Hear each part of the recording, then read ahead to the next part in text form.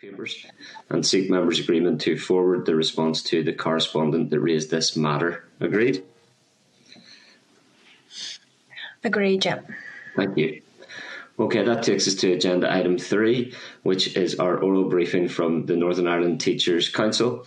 Can I ask Assembly Broadcasting to remove members from the spotlight and to add our witnesses, and refer members to the NASUWT paper on DE budget, NASUWT paper on FIDO, and SL1 on teachers' pensions in your packs, and give a warm welcome to Justin McCampbell, National Official Northern Ireland with the NASUWT, Alistair Donaghy from the National Education Union, Mr. Liam Mcgovern from the President of the National Association of Head Teachers, Lee McKay from the Ulster Teachers Union, and I think we have Mark McTaggart as well from Into.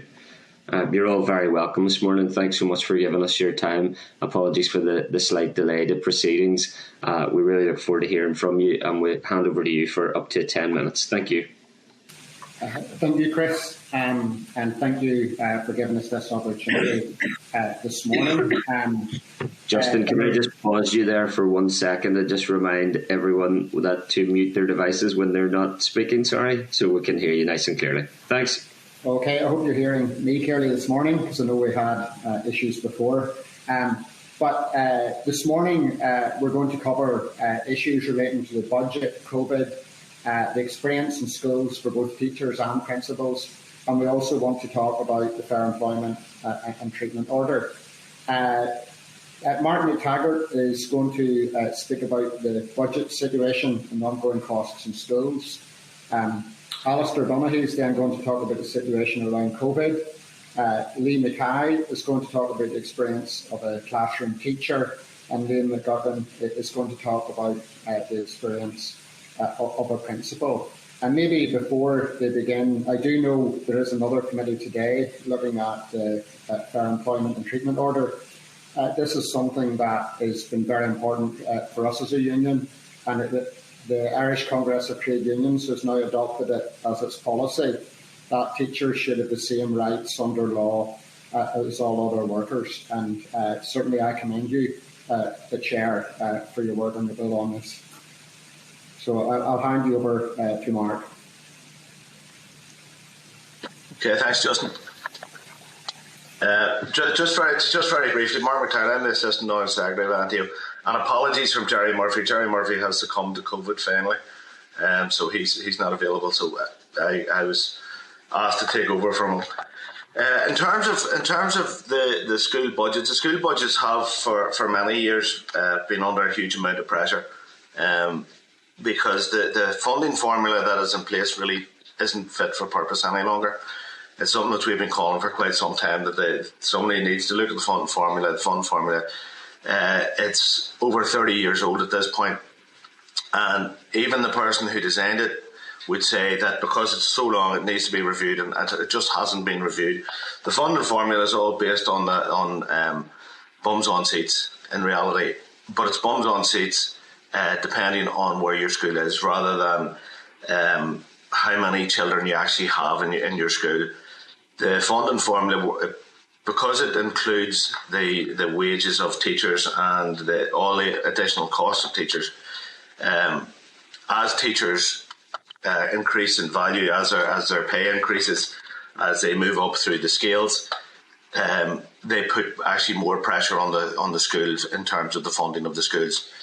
And what you actually then have is, you have many schools across the north have the majority of their teachers who are at UPS 3, plus whatever allowances that they have taken on for their additional responsibilities. And what you then have is, you have schools with very experienced teachers who are at a great cost to the school, but that's not reflected in the actual formula, because the formula it's formulated from the number of children that are in the school, not the cost of the actual teaching workforce or the other workforces within the school. So in reality, at all stages, the funding formula that works out your funding for schools, it's inappropriate. And as I say, it's not fit for purpose. And one of the problems is, we would contend that over 90% of the school's budget is the the funding of teachers. And with that in mind, what you often have is the easiest way, from the point of view of those who are deciding on the funding of the schools and how the school is going to move forward, to reduce the budget of the school is to reduce the teaching complement. And in reducing the teaching complement, obviously what you are actually doing is you're forcing schools into either larger class sizes, or in many cases amalgamating classes and things like that. And this is having a negative impact on the education that our children are receiving in schools, because the larger the class size, the less face-to-face actual one-to-one teaching that can be made available to the children. And teachers have been doing their very best, and the schools have been doing their very best to try and cut things to the bone. But when it comes to it, the only real way of reducing the school budget is by reducing the teaching workforce. And we would always say that it's a retrograde step in all schools. It also means that what we would see as essential schools, whereas what the department sees as small schools in rural communities, often they're the first ones to be hit, and they're the first ones who have to close because of the lack of proper funding in education. So one of the things which we would be looking for is that the funding formula is actually reviewed, and the teaching costs, we would say, would be better taken out of the schools, and a formula put in place, something similar to they have in the Republic of Ireland, where the schools have there's a formula for the number of children in the school and the number of teachers they need, no matter what the cost of the teacher. You know, and we would want to keep the level of teaching in schools as it is. We wouldn't want to take away from the autonomy of schools and employment of teachers, but we would prefer that there's a proper formula set out to say, if you have this number of children in the school, this is the number of teachers that should be available to those children. And that, as I say, the current funding formula doesn't allow for that. You know, there are massive impacts, and there has been a huge impact, and there has been no mitigation put in place in terms of the costs of energy this year. You know, the cost of oil and the cost of heating in schools has risen hugely over the last 2 terms. You know, it was always an impact. There was always an impact in terms of every time oil went up or gas went up, the school budget wasn't. Again, there was no mitigation put in to change the school budget to reflect the increase in costs, and there was no link to inflation either within the school budget. So every time anything went up, the school budget was hit. And again, there were issues with trying to keep your school viable, keep your school within the 5% plus or minus. But especially this year and in this year, we would say that the cost of heating in schools has gone up possibly 200 to 300%, and that there's been no mitigation put into the budget. And while we talk about in society the choice is either to eat or to heat, in schools it's now the danger is it's going to become either you heat the school or you don't have the staff to educate the children in the school, because again, what we don't want the schools saying, we don't have the money in the budget, our budget has to be cut. You go to the LMS unit, and the LMS unit is always looking for ways. And look, I've worked with the LMS unit, and they are an excellent group of people, and they do their best to try and keep as many teachers in school as possible. But their hands are often tied with the 5%. So something needs to be put in place in the short term and in the long term in terms of the cost, the heating cost of school, and the effect of inflation on schools, because no matter what you buy into school, it's going to be affected by this. It's going to be affected by the increase in the inflationary increases that are affecting everybody else. So those things need to really be put in to whatever new formula comes abroad. The other major impact that we have at the minute in schools, and again there is an issue coming up between now and the end of March, is what has happened with the COVID costs. The COVID costs haven't been paid in schools. Schools still are not aware of exactly what they're going to get in terms of COVID money. And again, the COVID costs, a lot of the COVID costs have been to do with the cost of substitute cover for the teachers who have been sick. At the minute, that money has come directly out of the school's budget. The schools have been promised that they will get COVID money. The problem with that, most principals have, and I get to hear it when I go home at night, because my wife's a principal, and I'm sure Liam will tell you more about this, is schools don't know where the money is going to come to pay for the substitutes teachers that they have had to put into place because of COVID, because of the number of staff members who have gone off due to COVID. And again, it's staffing costs. So schools are in a position where they know they're going to have to do something about their budgets. Every school knows that their budgets. I don't think that any school is going to be underpay or won't have used the entirety of their budget at this point, because the COVID money hasn't been put forward. Schools don't know exactly what's happening in terms of COVID money. Okay, I'll leave it at that.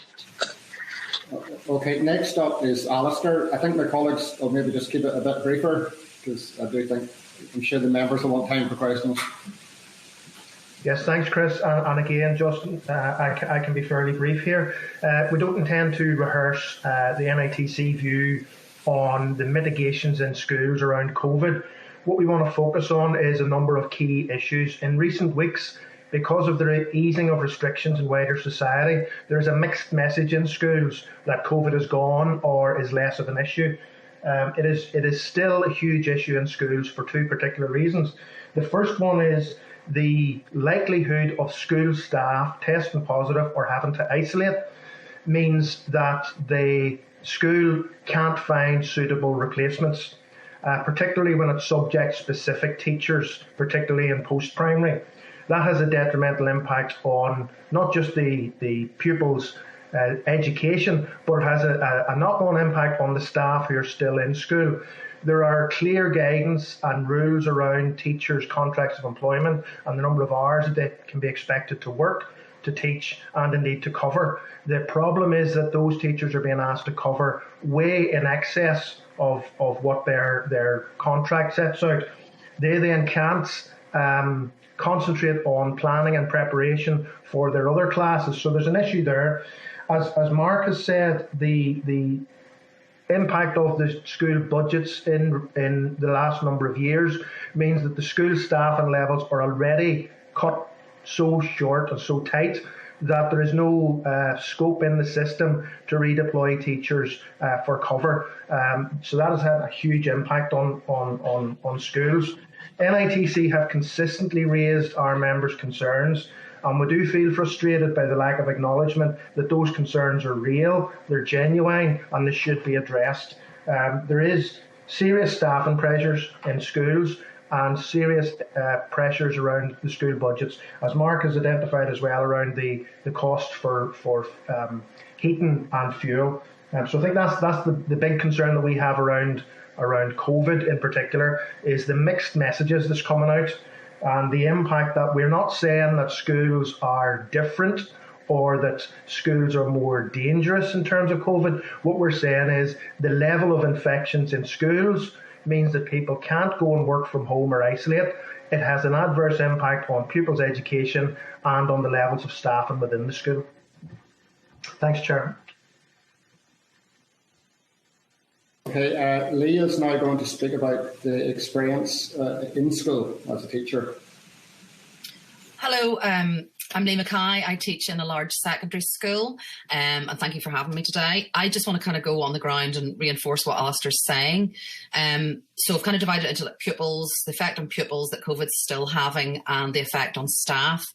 So, you know, it's very much not in the public eye anymore. It's not in the news, but we in the schools are still dealing with it on a daily basis. And the main concern we have is the mental health of our pupils.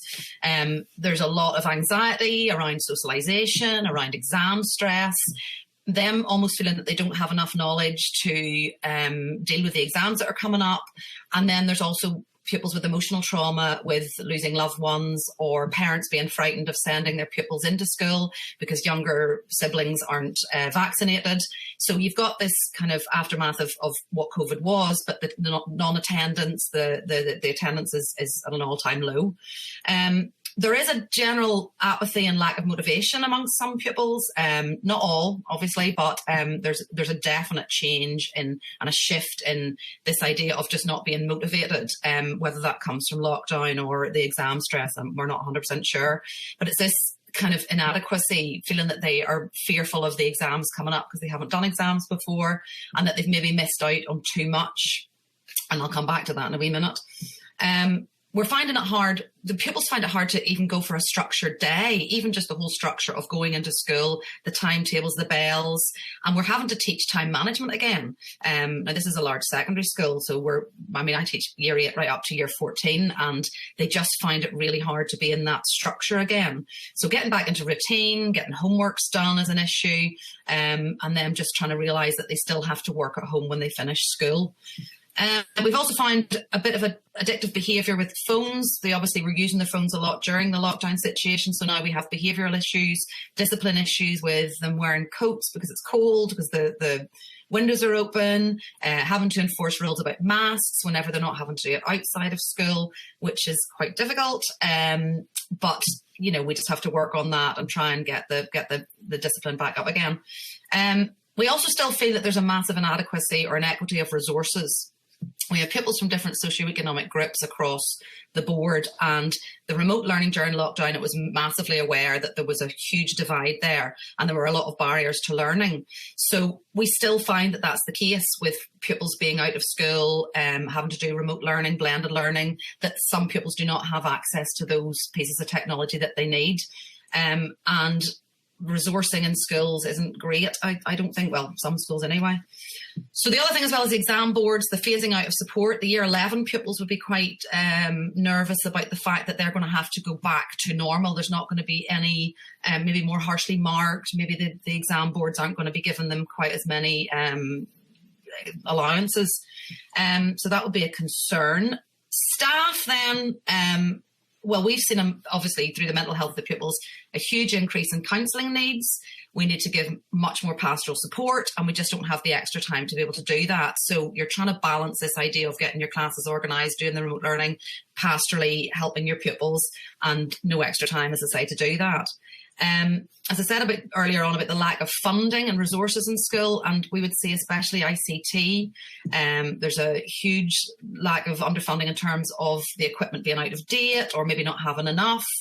And we're trying to be competent, we're trying to be effective in the initiatives that are being incorporated into, obviously, the blended and remote learning. But, some of us are struggling. We don't have the equipment to be able to do that the way we would like to anyway. We also rarely have a full class. I don't remember the last time I've had a full class with every pupil there. Obviously, COVID, isolation. There's quite a bit of non-attendance as well, with some pupils just not wanting to attend at all, not coming back. And that has huge long-term attendance implications. So it's this balancing of the virtual and the physical teaching as well. This hybrid approach is just really difficult, and we've had to adapt as teachers, and pupils have had to adapt as well. And then I think the other day as well, some parents maybe have an expectation that because we're giving work to pupils who are isolating or off with COVID, that should be the set rule now, that every time a pupil's off with whatever reason, that they would be getting work sent home. We've had full year groups. We've had to have, because of the staffing levels, we've had to send full year groups home on a daily basis. So, for example, today or yesterday, our year 10s were out, year 9s Tuesday, year 8s on Monday. So that has, again, a detrimental effect, having to set the work, having to teach your classes in front of you, having to cover for other members of staff. And I will be honest with you that I think that staff health and wellbeing is the lowest I've ever known it. I've been teaching for 30 years. We feel isolated because our breaks are all split. We haven't got the same lunch times. We're not connecting in the staff room. We're not kind of connecting with each other and doing that where you have your moan at break time or lunchtime. We also feel guilty about putting pressure on our colleagues because obviously if they're off with COVID, we feel that we have to cover them. And we now have 40 of our staff, just to back up what Alistair was saying, we have 40 of our staff who are way over their 20 hours that they are supposed to do for the year. So that's exhausting. It's absolutely exhausting. And the lack of subs obviously isn't really helping either across the province. We're also dragging ourselves in when we have a negative lateral flow, even if we're sick, which we normally wouldn't. So we're just exhausted. We also think the long-term impact of the academic performance of pupils, we're cramming as much information to them as possible for the exams. And despite units being taken out, some of which I had already taught. There's a feeling that we're not embedding skills, we're not embedding knowledge as we would have done before, because we would have done it quite thoroughly. We just don't have the time, and it's this constant panic and rush.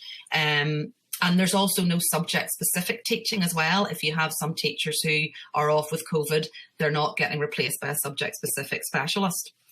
The final point then is just this inequality and inconsistency across SEA. Some units were omitted from some subjects quite largely. Other subjects are complaining that they didn't have enough taken out. So I feel that that's something that maybe teachers feel a bit grieved about. Sorry, I do have a couple more points. There's also grammar and secondary inequality as well. Secondary pupils are very much all about units, doing units, but they obviously couldn't do that in year 11. And also some practicals have been removed, such as science, where secondary pupils would have done quite well in. So we're teaching exam skills as well, instead of core content. And we also think there needs to be a greater communication from DE and EA about the guidance and what we should do. So thank you. Okay, and our final speaker is Liam Mcgovern, who's going to speak about the principal's perspective. Thank you, Chair, and good morning, committee. And my name's Liam Mcgovern. This is my first time in front of you as president of NAHT. I'm 11 days into the role, so a little bit nerve-wracking. And just to say, all my colleagues have spoken incredibly eloquently and fully on the topic, so I'm trying to be a bit brief and just take it from a school leader perspective. Common funding formula, as Mark said at the start, just doesn't work. And to give a practical example, 12 days ago I was still head of a school. My budget would roughly be £1 million per year. Schools with pupils of maybe 110, 120 pupils could have £500,000 of funding. So with, they're getting half the funding with a quarter of the number of the pupils that I would have. It simply doesn't work. And again, staff, there's very little staff movement in schools these days, so your staff do get to UPS 3 within 8-9 years, and your budget is 95-96% staffing. There's nothing you can do. My staff per teacher, 14 teachers, would get roughly £300 resources to buy paper, books, pens, pencils, etc. per year. That's with classes of 30. Okay, it is that difficult, and things like classroom assistants are stripped down to the bare minimum. Everything is stripped to a bare minimum. Again, as said earlier, energy costs have gone through the roof, and I have to say we were quite lucky in our school that we kept COVID mostly at bay, but we did keep windows open. Therefore, heating costs go up. Now, we've been told we will get that money from COVID funding, but we're not sure. And having met our first set of principals face-to-face this week, myself and Graham have been visiting groups, there's high anxiety over that. When you add on the costs of subcover, again, which in large secondary schools, in all schools, is massive, we just don't know. Are we getting that money? Are we getting it all? Are we getting part of it? And we're getting to the end of the financial year. And adding on from that, when will we get our budgets for the next year? That's of considerable concern to us. On COVID, it's difficult because we want to move out of COVID. All of us want to move out of COVID, but we don't want to come into conflict with the community and political expectations, because every school is different. And I had a phone call from somebody yesterday who had 14, 15 new outbreaks in a school and 5 teachers off. Finding teachers is difficult, as has been said before. We need to, and to be fair, our communities have been very supportive when we have had to close classes, but that puts a huge strain on people. COVID, one of the initiatives that ran was Engage. A lot of our members are now sitting with engaged teachers, either full-time or part-time. What we don't know, can those teachers, pardon the pun, be engaged from April onwards? Or is that funding going to go? So school leaders need to know about that very, very quickly. Really, in terms of staff absence, it's difficult, and I have to agree with everything that's been said by our members. It's just living really by day at the moment. Deficits are a huge issue. Most schools are in deficits. And at the moment, I would say that morale is low, and it's the worry of what's coming in the next few months. So what we need is clarity over funding to go forward. Thank you.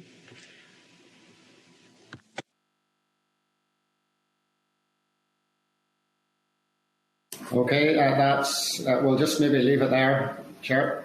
Thanks, Justin, and sincere thanks to everybody for the invaluable updates on the reality for our education sector on the ground at these continuingly challenging times.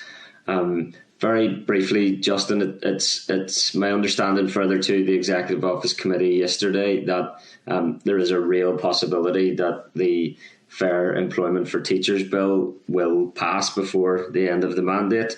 We're working on an amendment in relation to the time for implementation of the provisions, which seems infinitely doable. So hopefully this Assembly will have something to show for teachers in terms of that long overdue inclusion in the Fair Employment and Treatment Order. Hopefully that will be a positive development. I'd just like to ask then, the common funding formula has obviously been under review for what seems like a very, very long time indeed. I think the Education Committee can obviously seek an urgent update on behalf of the NITC in that regard. And I note some of the constructive suggestions around specific changes that could be made to try and avoid that, what is often the very last resort of when all other cuts have been made, to have to then reduce teaching staff, which is a very direct impact on the education of children and young people and learners. So we note that, and we can include that as well. I note also the ongoing impact of COVID in schools, and indeed in our meeting yesterday we noted the figures that back up what Lee had said in terms of attendance being at an all-time low. The absence rates really do appear to be the highest yet during non-lockdown COVID, and yet we haven't heard too much from the department in terms of such high absence rates and the pressure that will be putting on teachers, as Alistair referred to. So I think that's something that we can include in our correspondence as well, but keen to bring other members in to make sure they all have an opportunity. So I'll move to questions, and can I bring in Nicola Brogan, MLA, please? Thanks. Thanks, Chair, and thanks everybody for coming here this morning for your presentations. It's clear that you still have a lot of concerns, and you're still in quite a lot of difficulty throughout your schools with COVID and with other kind of pressures. But listen, it's great to have you kind of voice that there, Just, so that we can kind of bring it back for you as well and raise those issues for you. There's a few points I want to touch upon. Alistair, just going back to your presentation and your discussion on like the staffing pressures within schools, and the fact that even your budget's relying so heavily on substitute teachers. You don't know where the funding's coming from that there, but even getting access to substitute teachers, I'm sure that's still a massive struggle for you. If you remember back in, it must have been the end of December, start of January, whenever Omicron was coming back in, and that was kind of a big focus for us as an education committee, was trying to get mitigations in place so that schools could get access to substitute teachers. And at that stage there were calls for the department to redeploy teachers from other areas like the ETI and from the EA and that there, which I'm not sure was really uptaken, but I know that they did make a call for like retired teachers to come back and kind of help out. So can you give me a kind of update on that there, how you think did that there help you, or do you, like what kind of solutions you see happen now? Do we need to make more calls for redeployment, or what are your views there?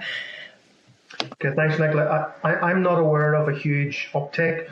I'm not aware of any significant impact in schools of that request for other teachers. What I do know is that there are, and I'm not going to name names obviously, but I do know of cases where there are experienced special needs classroom teachers who are in other EA roles and have volunteered to be redeployed into a special school during this time, and they've been told by EA, we don't currently have a redeployment policy, so it can't happen. So there may well be highlight comments by the department that they are making efforts, but I'm not aware of any of those efforts actually having an impact on schools. One of the key concerns that we have is not only in the absence of teachers and in the absence of secure and substitute cover, classes are merged, or year groups are merged, or study sessions or sixth form centres are used instead of classrooms, and bringing bigger groups of pupils together. That has an issue. But more significantly, if you have exam classes with subject-specific teachers, you're leaving the system open that one pupil could say, I'm going to challenge my exam results because my teacher didn't teach me, and a substitute who wasn't qualified was my teacher, versus somebody else who had their subject-specific teacher in place for a greater period of time. So it is having an educational impact as well as a staffing impact. But as Lee has said, where you have teachers who can provide a limit of cover in reasonable circumstances through the course of the academic year, that is being exhausted far too early, and teachers are being burnt out because that they're having to cover, not just cover classes that they're qualified to teach, but cover, and it's not even proper cover as in teaching, it's cover as in just supervise them. Just supervise them. And as Lee alluded to, if you have a teacher who is off with COVID or some other absence, they should be at home recuperating and recovering. And what they're getting is contact from the school to say, can you send work in? So there's a pressure there that they're not actually recuperating. They're trying to continue to contribute to the school. So there are significant problems there. But coming back to your original question, I'm not aware of any significant impact of that measure by the department.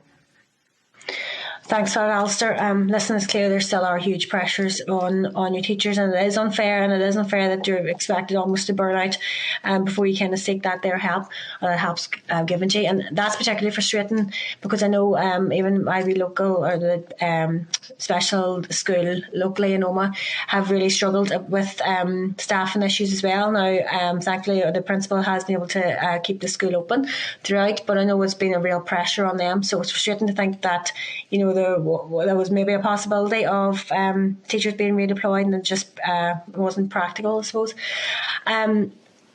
Mark, can I go back to yourself and the information you've given about the rising costs, energy costs and that there, and how obviously it's impacting everyone, and it's all obviously going to be impacting schools as well, and putting yourselves and your budget under huge pressure.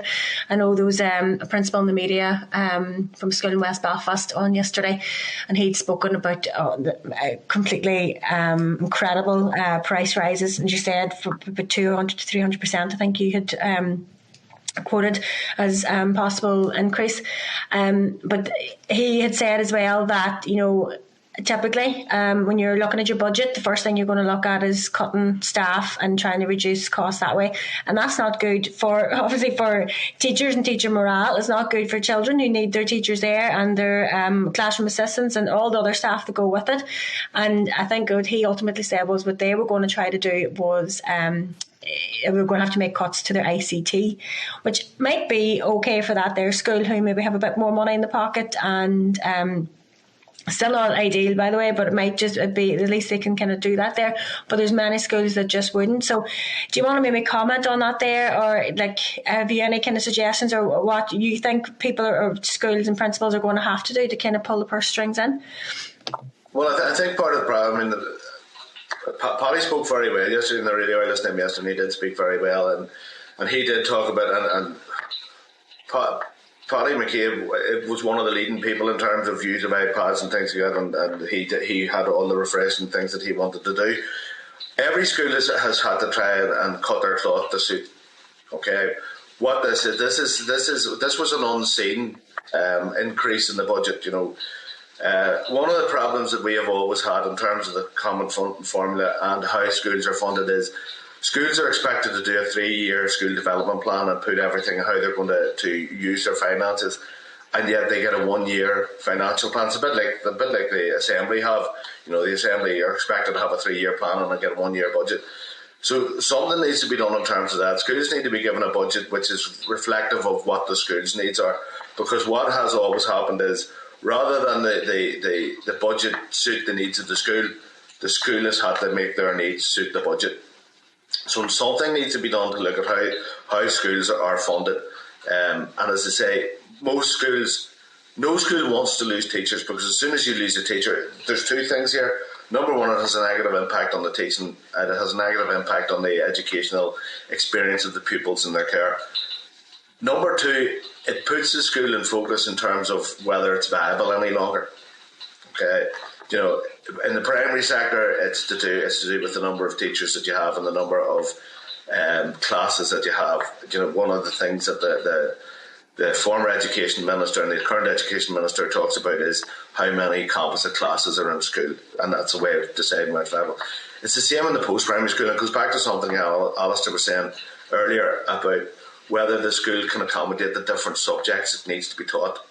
When you have a secondary or a non-selective school, they don't have the same range of subjects often, because of the way the schools are funded. Schools are funded by the number of kids who attend the school. So the grammar school will always have an advantage in terms of finance, because of what the system that we have and the selective system that we have. Grammar schools will always be completely filled. The non-selective schools tend to lose out every year, and as I say, your problem here is you have a 1 year budget and you have to have a 3-year plan. So something there needs to change as well.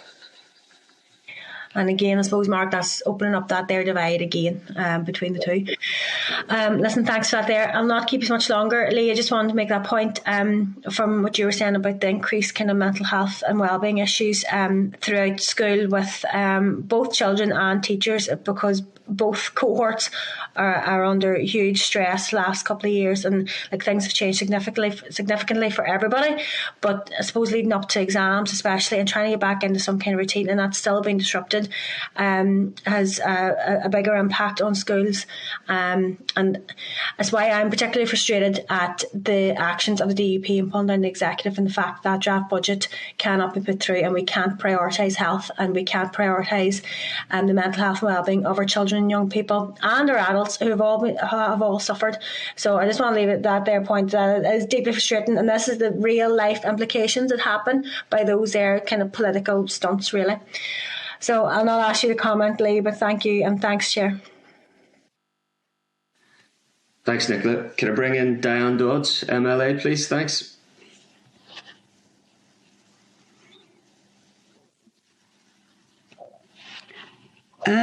Good morning, everyone. What an appropriate time to bring me in, Chris. I'm going to ignore the politicking, and I'm going to stick with kids and schools and teachers, because I think that is the most important thing that could happen, and I apologise for that nonsense. So a couple of things that I want to explore with you. And just so that everybody knows this and we are getting this completely right.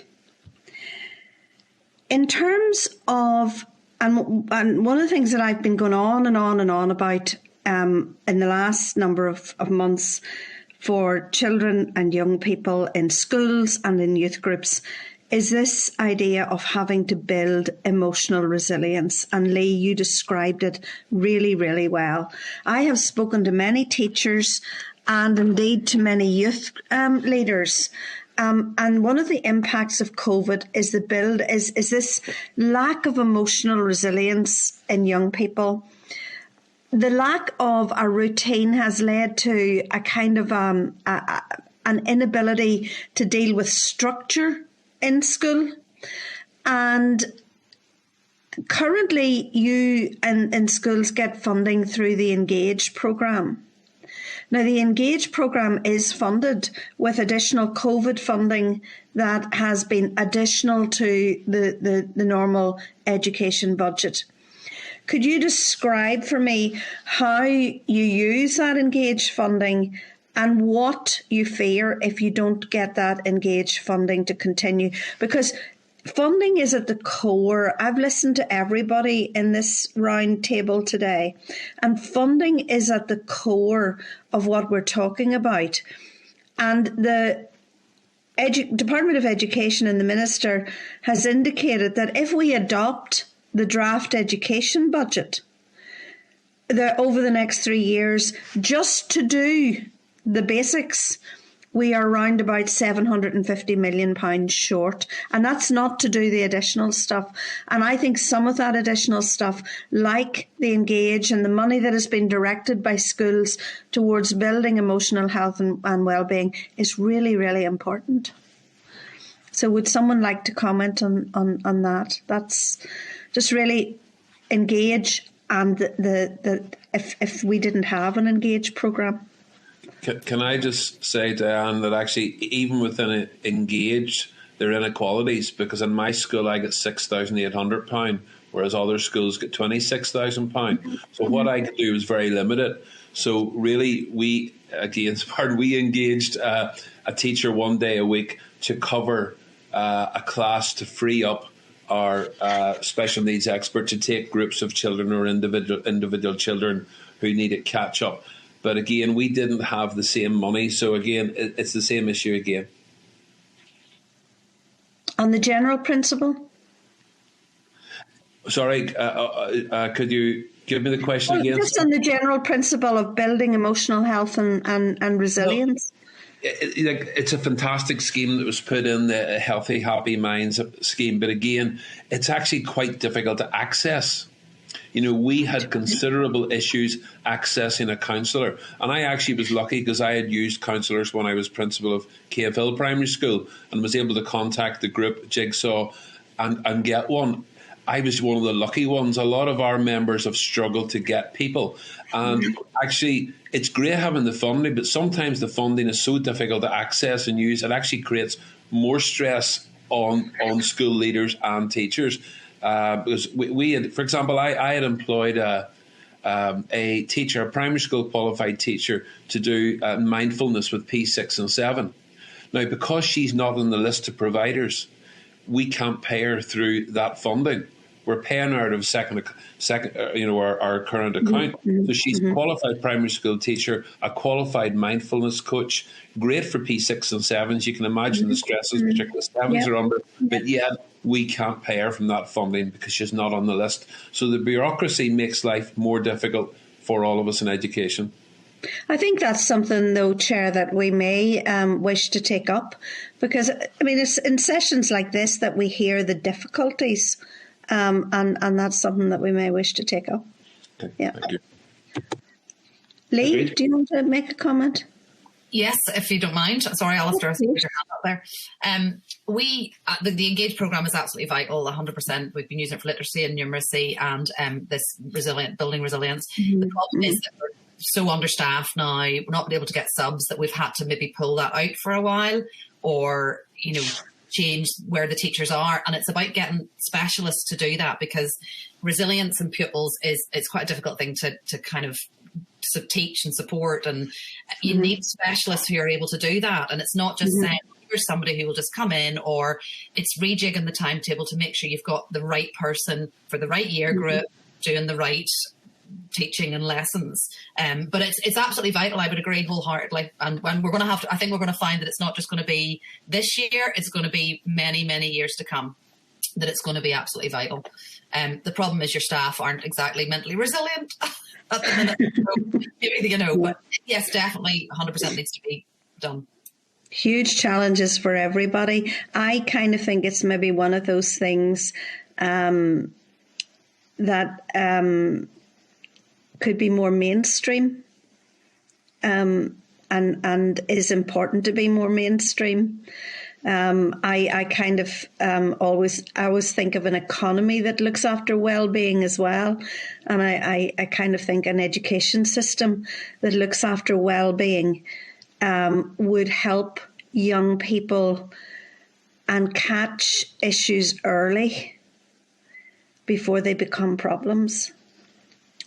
Sorry, anyone else want to comment? I have a couple of other questions I want to ask. Yep. I need to keep you moving then.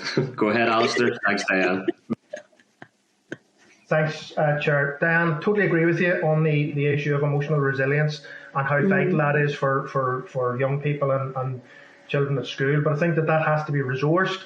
And the concern, as Lee has alluded to, the reality in schools before COVID was that teachers were going the extra mile and going above and beyond their responsibilities to try to fill the gaps and to do what they can. And then during COVID, I don't think there's enough recognition of how much teachers actually contributed and how quickly they learned to adapt to new ways of working and online learning and all the different demands that were placed on them. And since we came back after all of the lockdowns, there was an initial let's just get this sort of like a siege mentality. Let's just get in here and everybody will put their shoulder to the wheel and will rely on goodwill to get things moving. That goodwill can only last so long, and it's not being teachers being awkward or being negative, is that they are genuinely becoming burnt out, that they just can't deliver the expectations that they're being asked to. So I would have huge concerns about the emotional resilience on teachers and school staff to be able to continue to deliver what is expected of them without the funding and without the resources being in place to allow that to happen. I was just going to come in then on the point you raised about budgets. I think that is most concerning if we continue to cut education into the future. I think everyone has outlined how schools are barely coping. That we've only coped because teachers and other staff have been working well beyond their contracts. And it's getting to the situation where it's unsustainable. We are going to have teachers actually going off now with mental health issues. If we take the amount of money that the Minister has talked about out of the system, it's just going to be unsustainable. Yeah, thank you. Really, Justin, just to follow up your point, and I'll make this point, Chris, and then I'll help you by taking some of these up separately another time.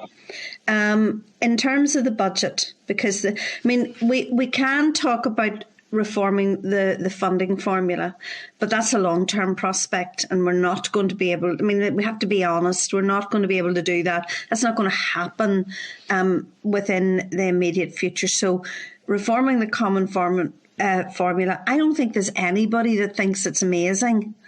But again, as with all of these things, having a considered way forward on that is the most important, that everybody is bought into, because I think that's the one that you can't rush the fences on, because it would be very, very difficult.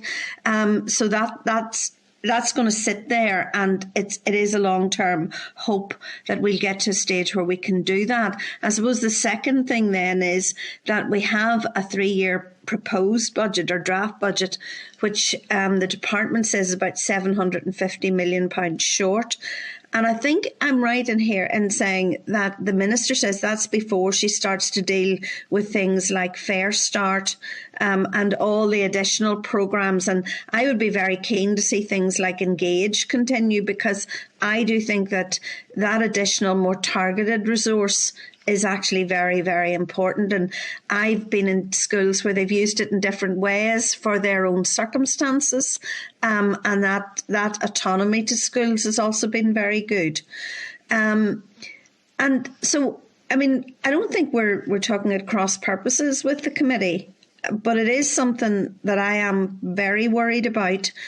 And that if we have that 750 million gap, how we plug that gap, and how and so on. I just want to know, are you communicating with the Minister on those issues? Because they're massively important. Also the Finance Minister. And I'm not being political. I just think this is the most important issue we have.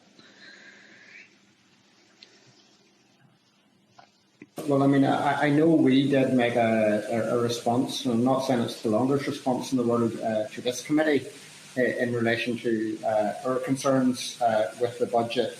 I think in relation to the common funding formula, you're right. Sometimes we can get distracted by how we divide the money up. And there are tensions, particularly when around money's targeted around social need.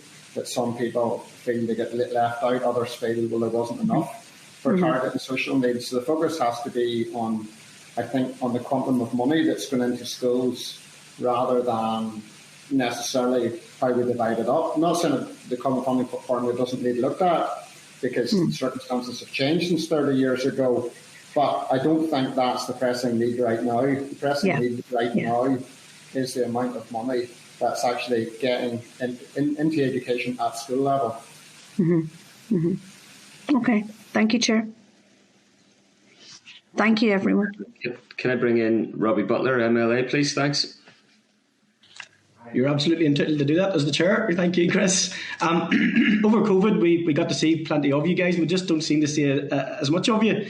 I think it would be good in the new mandate that if the levels of communication were as good as they were during COVID, because COVID taught us and gave us some good things. It was terrible for a lot of families and impacted on families, including my own, and I'm sure many of yours. But there has been some learning from it. And I suppose my first question for anybody, maybe if they could give me a short answer, is what do you estimate as perhaps good practice or learning that came out of COVID that might help us to shape some of the challenges that have already been discussed?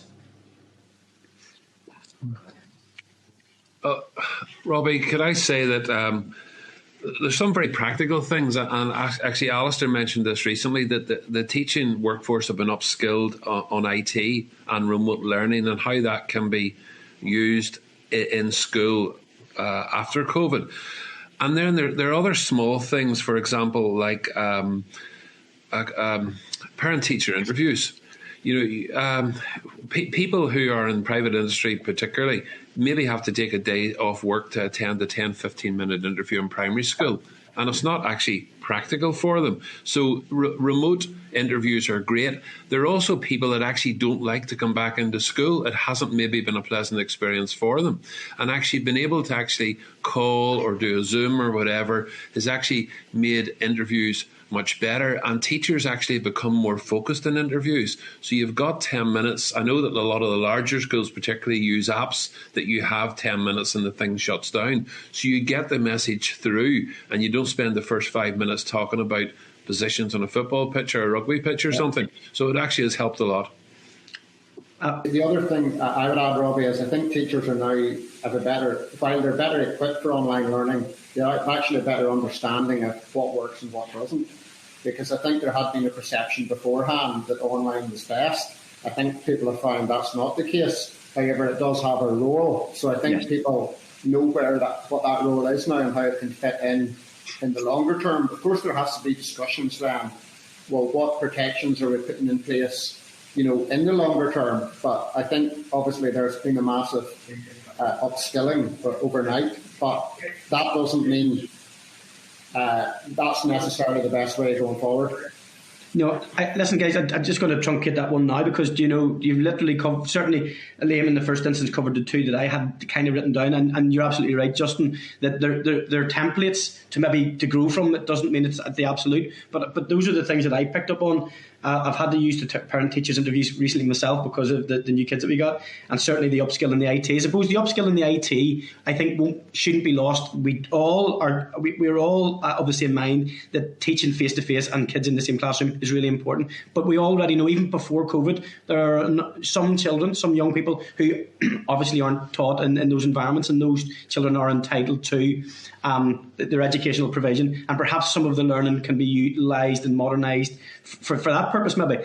The other thing that happened at the start of COVID, I felt, and we talked about it previously, was that I think teachers were undervalued pre-COVID, and then when the COVID hit, I think a lot of us, including people like myself, then really got their eyes opened as to the role that teachers play over and above the educational piece, so the other things that children are missing. And I thought that was something that could and should be built on in terms of the value of teachers and what they actually do. Do you think, is that still there, or is it being lost, do you think, as we return to some kind of normality? I think sometimes in the public sphere, I think teachers still get a bad run of it. I mean, particularly the Belfast Telegraph or BBC websites or Facebook pages more likely run a story.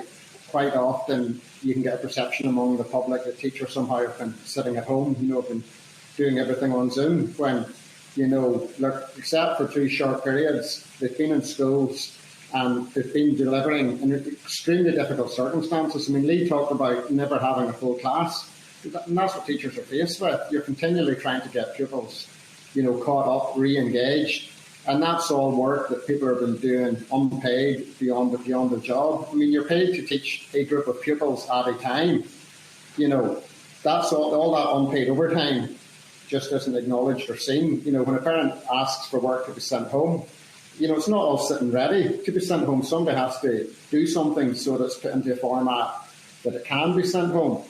And I don't know that necessarily has got through to everyone. No problem. There was great concerns, and there haven't been, people haven't been voicing it recently or lately, and hopefully it's for the right reason. So there was a lot of concern about lost learning and how that would be picked up, and they were talking about these years of pupils at key stages, and obviously there were a lot of mitigating factors that were put in for awards and so on. And I have two questions basically on that. So the first one would be, with regard, has there been any assessment or quantification of lost learning and how that's going to be met, in either further higher education or the skills set? And then with regard to CCEA's mitigations for this year's examinations, how are you guys with that? Well, I'll maybe just pick up my last question first. I think in terms of the plans that CA have laid out for exams, I think it's the best we can have in the circumstances. I don't think there's an appetite for teachers to return to centre-determined grades. I think we're lucky in Northern Ireland in that we have retained our own examination system with modules. That means that CA actually have real evidence that they can use for awarding. I think the contingency series it is a good idea. Just hope it doesn't run into July. Obviously, our teachers won't be too happy. But I think it's the best way that it can be done. In terms of the recovery piece, it's one of these things that can be hard to tell, but no doubt there has been an impact. That young people are in school for 12 to 14 years, and it may be that it could be those who are at particular points in time that they are the children who may be impacted. And I think there hasn't really been that conversation around educational recovery in Northern Ireland yet. And I'm not actually saying, I'm not complaining about that either. Mm-hmm. It may be that this is something that we need to start the process on now, because schools are still working through the pandemic. Yeah, no, I get that. That's good. I think it's just something we need to be alive to. Justin, I think you've captured it actually very well there. Just to go back to the very start then, guys, there was a lot of chat about the common funding formula. And I think you're right. It's not the thing that needs to be fixed today, but it's something that we need to face up to. But when we face up to it, I think we need to do it genuinely, openly, and everybody needs to come to the table. And I don't know, I genuinely don't know the detail of this. So it's one of those things, but I am, and I should declare it as a board of governor in the school. In terms of the incremental points for teachers and the spinal points, is that still fit for purpose? Now, I know there's an issue this year, I think, where with regard to the pay award, there was a freeze on an additionality, which may not be fair. But when we do go to design that, is there an appetite to look at the incremental scale? Is it too complicated? Is it too complex? Or is it fit for purpose, do you think? I'll answer first, but it's not something that we've necessarily discussed as unions to have a collective view on. But our view of our union is that the scale should be shorter, and we should remove the hurdles that are there around PRSD. We think 12 years to get to the top of the scale is too long. Agreed. I think the problem with a lot of the debate around the scales isn't necessarily so much the starting salary. It's what can maintain a family in the long run. And if pay continues to fall behind inflation, teaching isn't going to be an attractive profession. I mean, it's something like we're about 20% behind on inflation, since 2010. I think that was the high point at the end of the Blair government. And with pay continuing to fall, people are not going to go into teaching. I think that's quite simple. I mean, if you were to reduce the pay scales or make it harder for people to progress, I think you would see the workforce vote with their feet, particularly in subjects that are hard to recruit in. I mean, I'm a maths graduate. I don't know if when I was teaching, would it have looked attractive to me as a young person now? Not really, compared to what it was in the past. Brilliant, no problem. Liam. Robbie, can I just say, Justin has hit the nail on the head there. If we want to produce excellent people in the future, we need excellent teachers. And particularly in subjects like mathematics, in a country in Northern Ireland where we have IT and so many things, because IT companies look for mathematics, logical thinkers. Would you want to go into teaching when you could step into umpteen firms that are working in this country now, because we're leaders, but we're not going to be leaders in these areas if we don't get good teachers, and it won't be attractive to either teachers or the leaders. Thank you. Liam, before you just jump off here, and I think you've covered this really well, and I think that's something that if and when the negotiations on the common pay funded formula are done, maybe that's something that could be done in cooperation with the unions and indeed the department to say, well, if we're looking at the scales and the incremental points and we're going to change that, then the restoration of pay maybe is something that can be, looked at and factored in, and but we all know that we have flatline budgets, we have budgets which are challenging, and there are real issues in and around the well-being has been well talked about. Liam, just before you go off, maybe to lighten it up a little bit, very often when someone comes in behind someone that has served, they talk about filling their shoes. Well, all I'd say is in terms of following a big Graham Galt, you're having to fill his shirt. Sure, I've only got one final question. It's for Lee, and it's just to wrap something up that I think I caught earlier on. Lee, you talked about, maybe, I think it was yourself, talked about some issues with discipline in classes or something. Could you just elaborate a wee bit on that? If it's fair, if you did talk about that, I can't, I literally heard it and missed the next bit.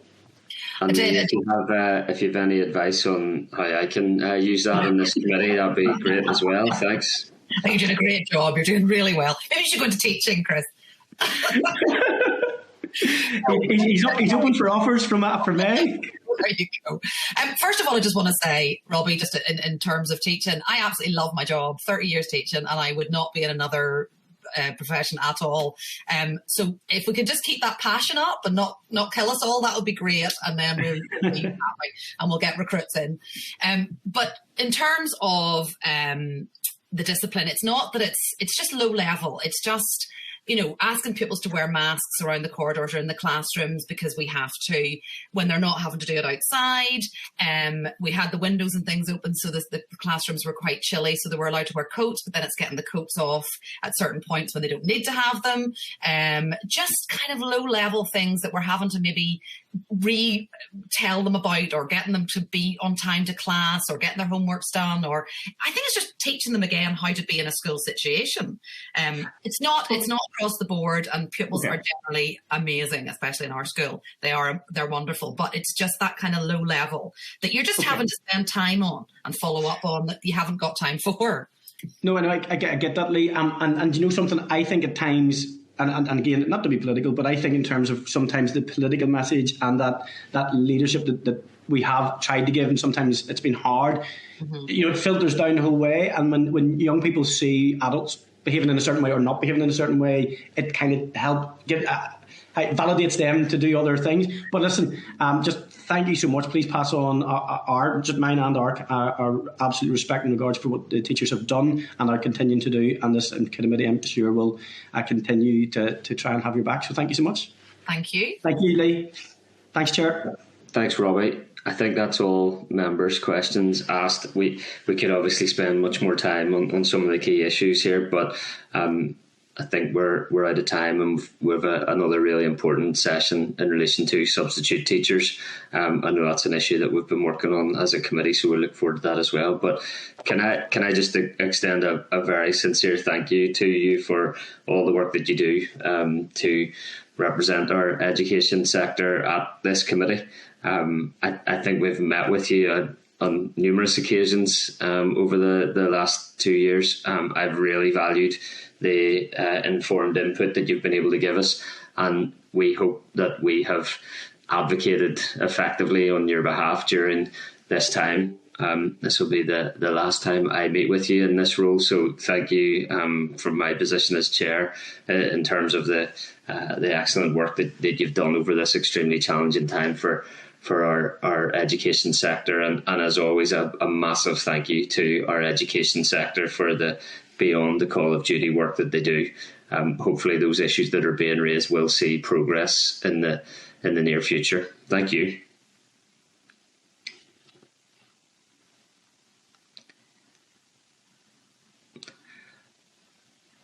Okay, Clark.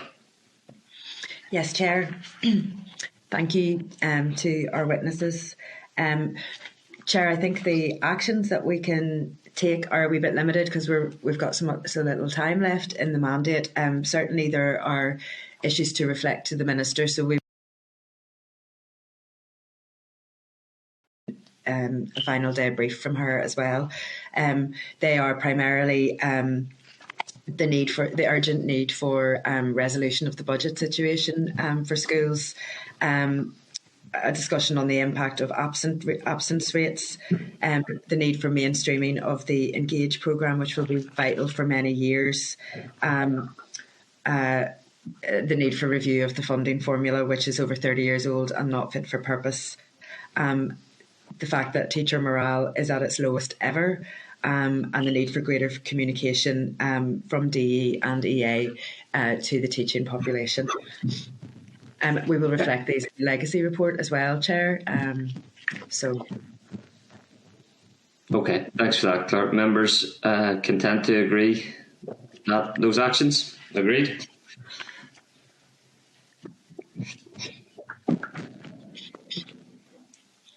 Agreed, yep. Agreed. Thank you. Okay, members, we'll move swiftly to agenda item 4, which is our oral briefing on the Substitute Teacher Manifesto. Can I ask broadcasting to remove members and add our witnesses and refer members to a briefing paper from the Substitute Teacher Manifesto at page 17 of your meeting pack? And welcome back, Justin McCampbell, the National Official Northern Ireland of the National Association of Schoolmasters Union of Women Teachers, Jen Simpson, a substitute teacher and who's done excellent work on the Substitute Teacher Manifesto, and Dr. Annalise Taylor, also a substitute teacher but also an official with the NASUWT, I believe, to give your correct title.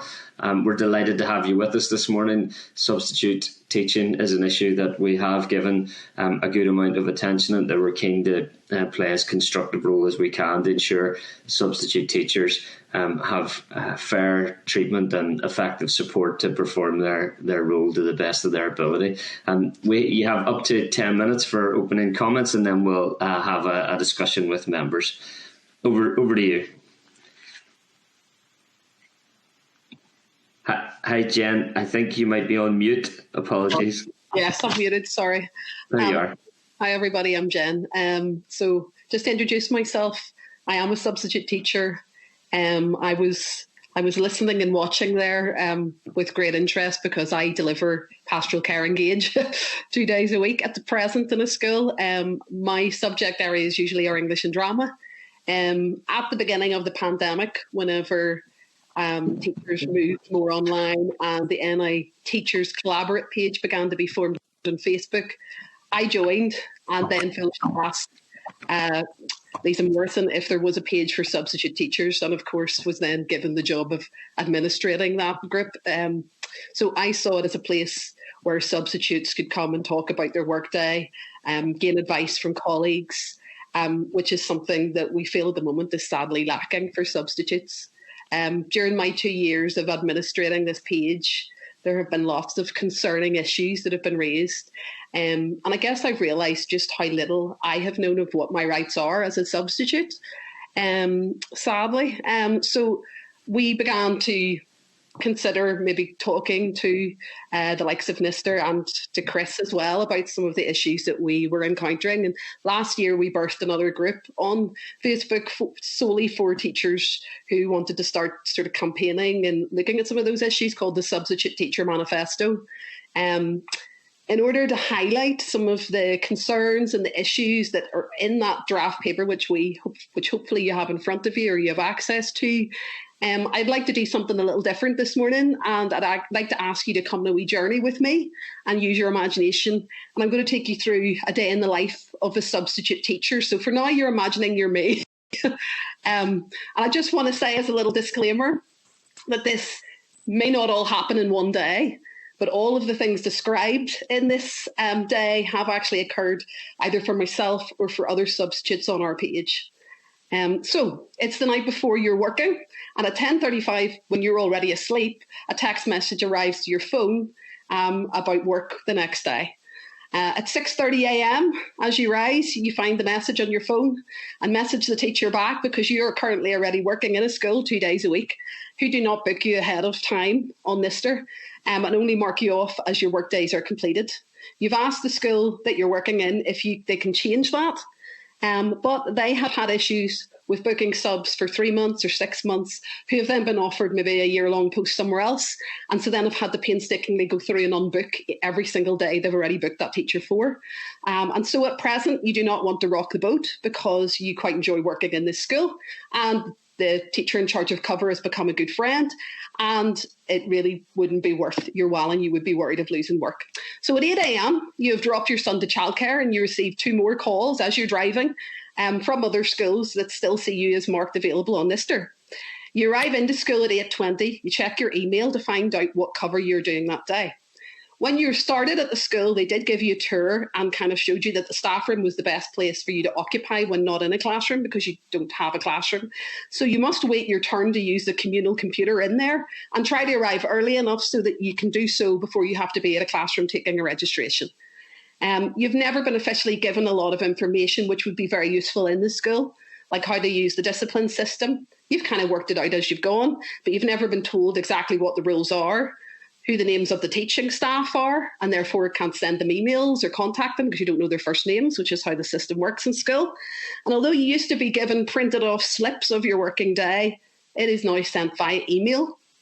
You had to ask to be given an email address because you don't have one that follows you around. And as yet, you have not been assigned one, but another teacher has kindly offered for you to use their email. You have no printing credits as a general cover teacher, so you have to take a picture on your phone of whatever your cover is for the day and kind of zoom in each time you need to check that in between classes, and often feel quite unprofessional doing so because pupils are not allowed their phones out and teachers are not supposed to have theirs out during a working day. So your first class is an 8:45 registration class where you're taking the register manually because you don't have access to the school's SIMS online system. A pupil is very upset and you try to ask them what's wrong, but they don't want to tell you. You suggest that they might like to talk to their head of year, but then have to ask them who that is because you don't know. You then try and find the number somewhere around the desk of the room that you're in for that particular teacher and phone them. You get in contact and you're told by the head of year that you need to complete a slip of paper, and actually that pupil needs to be sent to the nurse. When you search the teacher's drawers, you cannot find that slip of paper. So begin to start writing a handwritten note to give permission, but discover that the class are unsettled because you haven't been able yet to put their online assembly up on the screen. You realise that this is on Teams, which is something you don't have access to. So you then phone back the head of year and ask if they can give you access, which they can't. And they say to leave it for that particular day. And by that time, registration's over and you end up having to send the class on their way anyway and that girl on to the nurse. On your way out the door and down the corridor, you discover that a girl is lying on the ground outside the lift. Her friend is with her and explains that she is someone who's prone to fits and has just taken an epileptic fit. You ask her which teacher normally deals with first aid because you do not know, and you race back to the room you just came from to look around the desk again and try and remember that name and find that teacher's number. You phone them and call them down to help that girl. You don't have first aid training yourself. You have a meeting to do that in your spare time, but as a lone parent, time is something that you don't have a lot of. You can't access training because you're moving around different schools most of the time, and you missed the training at the beginning of the year in this particular school, but make a mental note to ask your union about that. You're now late for period 1, learning for life and work. You've had to wait until that teacher's arrived. It began at 9 and it's now 9:10, and though you're now in the right room, you can't find the pupils. You run to the room next door to ask the teacher there, only to discover that class were timetabled for a different room, but it hasn't been changed on the system yet. You eventually find the class at 9:15 and count your lucky stars that they are sitting in their seats and actually behaving themselves and not swinging from the lights. You then manually take the register because, again, you have no access to SIMS and try to phone down to the office so they can mark it on the system. but find the number engaged, so you make a note on a slip of paper to do so later. A pupil's misbehaving, you warn her that if she does not get on with her work, that you will have to move her. Her behaviour continues to escalate and you ask her to move seats and she refuses. You sense there might be a special need there, but again have no access to any of that information about special needs. And there is no classroom assistant present. So you now try to find the number, the name first from a classmate of who the head of year is for that particular year group, then try and find the number again around the desk, then phone that teacher's number but find that they do not answer the phone. So you prop open the door, keeping one leg inside the room and looking out into the corridor to see what other classes are around you. You do not know the names of any of those other teachers. You ask another pupil who the teacher you can see who's with a class across the way is. You then try and find the name again of that teacher on that page somewhere around the teacher's desk. You phone them and they explain that they are in the process of a practical science lesson and therefore cannot leave their class. You make a note of the girl's name, explain to her that you're going to let her head of year know of her behaviour. You email her head of year from the other teacher's account and explain that you're a substitute and do not have your own email account. You don't receive an answer straight away, and the girl in question is still extremely volatile and disruptive. Some of the class are managing to work, and you don't want to disrupt them by causing some sort of confrontation. You ask that girl to speak to you at the end of class, and when you're releasing the class, as the bell goes, the girl runs out the door. You realise you've taken so much time now trying to note down all of this on a Word document in more detail, including trying to find out her full name off the list and then emailing through to your head of year, again, because you can't just log it onto the SIM system and are unsure of how that school uses the SIM system to log misbehaviour, that you're now late for your break duty that you're covering for that particular teacher and race to find the area where you're supposed to be on patrol. You didn't get time to go to the staff room first for tea or coffee or to get a snack. Your stomach is rumbling while you walk back and forth supervising pupils. And in your head, you're wondering when you will get to use the toilet and if you can find a staff one before your next class. You're covering a class next period, which is a subject you're not confident in, PE. The teacher has left an exercise video for the pupils to do while you supervise, to your relief. Then you cover a very noisy geography class with lots of cheeky pupils who are meant to be working in groups, and you have to keep asking them to put away their phones. You're unsure of the policy in school, but pretty sure that they're not allowed their phones out. You pack them up for lunch and are trying to jostle in front of them to keep them in the room so they do not run off before the bell rings. They have been quite rude and loud during the lesson. You've been noting everything down. And again, you've been trying to phone different people for help, but no one is answering the phone. So you email their head of year. None of them will tell you who that actually is. So you've had to ask another teacher via email. Then you CC in the head of cover who is in charge of you, so they know that you're struggling but trying to do your best. Unfortunately, the pupils decide to grab the paper bin on the way out the door as the bell goes and drag it out with them. When you go to look for it, it isn't in the corridor, the pupils are long gone, and it is now your lunchtime. You're quite far away from the main school building, so you have to stop a couple of pupils to direct you to where that is. You find it and discover that all the seats in the staff room are taken because you're late for lunch. A classroom assistant is kind enough to offer you a seat beside the classroom assistants.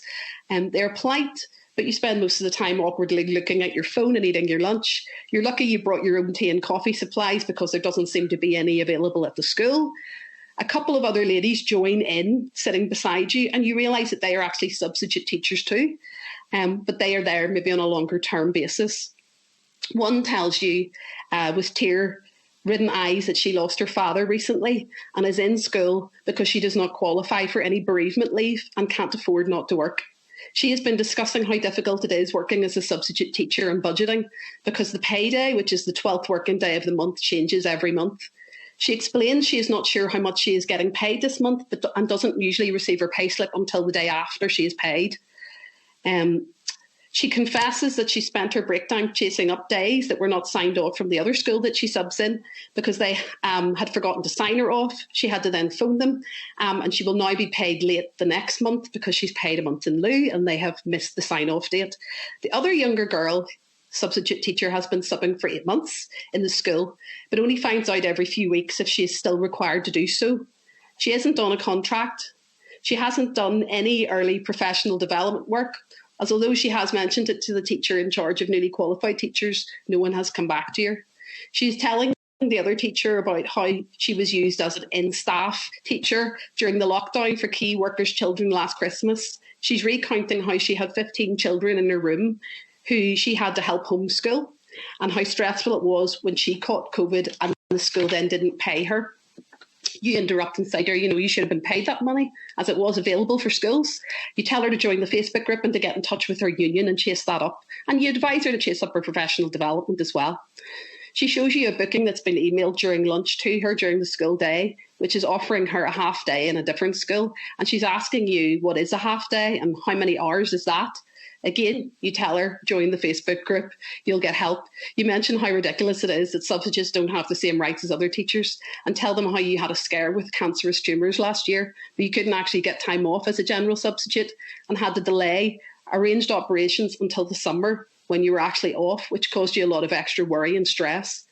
Another agrees and says she has put off having a baby because she's not sure if she'll qualify for teaching maternity pay. The other girl says it's worrying that if you raise any issue in a school, you're worried always the teacher in charge of cover will not hire you again or have you back. She says that she heard that one of the music teachers in this particular school worked for 13 years in a role as a music teacher before she was even offered a permanent post. And she asks how long it takes to get a permanent job, to which you shrug. Your last two periods are in the same building that the last class was in. And as you enter the room, the school caretaker comes in whilst the pupils are seated and loudly explains in front of the class that your paper bin was set on fire in the playground. He almost seems to blame you that this has happened. So you write an email to report the incident to the teacher in charge of cover and leave notes for the teacher you're covering for, but realise that you can't actually name the pupils that were involved because you didn't know their names. And you're fairly sure that they weren't sitting in their seating plan, and that wasn't left for you anyway. The next class you have has no work left. It is a science class. A teacher comes in and explains she's a science teacher and that you're covering the head of science's class today, and that actually none of the other science teachers, because they're not the head of science, have responsibility for setting work for a sub. So they suggest that you maybe ask the pupils what work they've done more recently and try and find the topic in the textbook to carry on with.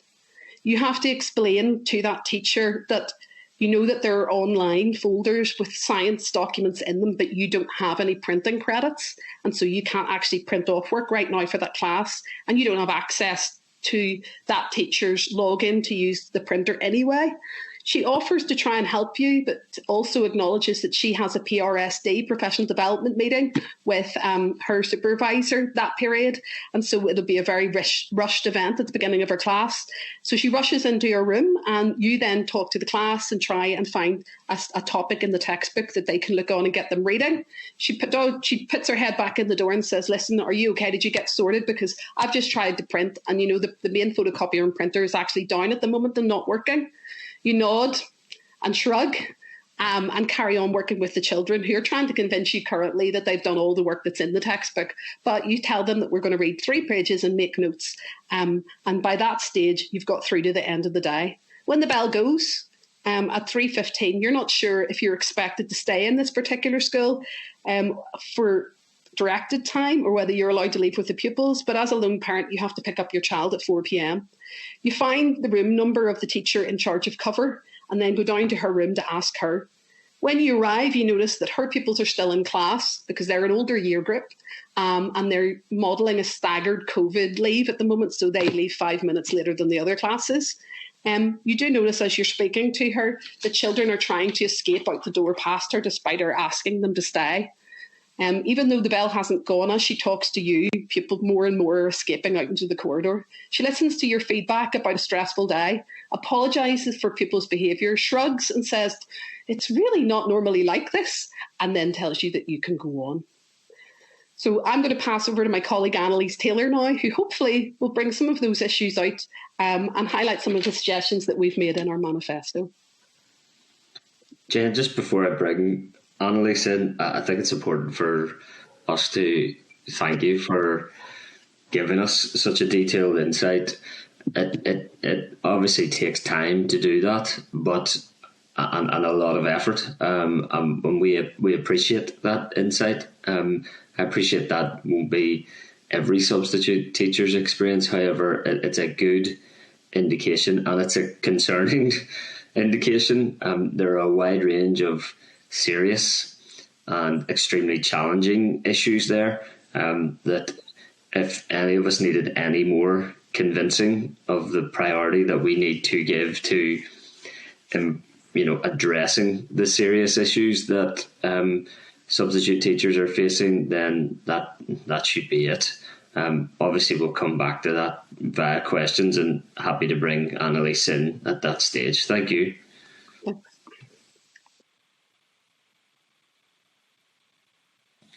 I think Annalise hasn't been able to connect her visuals. Oh, she's gonna. There you are. Right. I have a lot of problems connecting at the moment. I'm actually in school today. A substitute teacher, we obviously can't take time off to attend events like this, and I've got a free period at the moment, but I've got a no problem. Annalise, you're right. Your connectivity. I need to be quick. We're a little bit late in starting. No, you might want to turn your camera off, as you suggested, Annalise, because that connectivity is broken.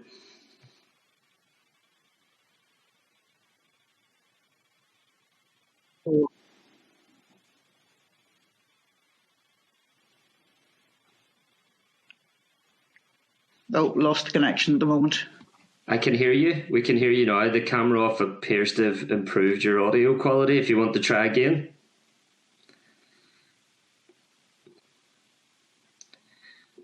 No.